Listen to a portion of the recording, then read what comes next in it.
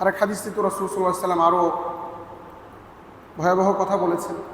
রাসূল সাল্লাল্লাহু আলাইহি ওয়াসাল্লাম এক হাদিসের মধ্যে বলেন, লা ইউদখিল আহাদাকুম আমালুহু, কেউ তার আমলের মাধ্যমে জান্নাতে যেতে পারবে না।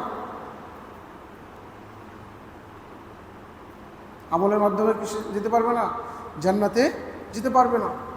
সাহাবায়ে কেরাম প্রশ্ন করলেন, ওয়ালা আনতা ইয়া রাসূলুল্লাহ, হে আল্লাহর রাসূল আপনিও পারবেন না? তখন রাসূল সাল্লাল্লাহু আলাইহি ওয়াসাল্লাম বলছেন, ইল্লা আন ইয়াতাগাম্মাদানিল্লাহু বিগুফরানি, হ্যাঁ আমি তখন পারবো যদি আল্লাহ তাআলা নিজ গুণে আমাকে মাফ করেন, তার ক্ষমার চাদরে আমাকে বেষ্টন করে নেন, তাহলে পার পাবো, এছাড়া পার পাওয়ার কি নেই, কোনো রাস্তা নাই।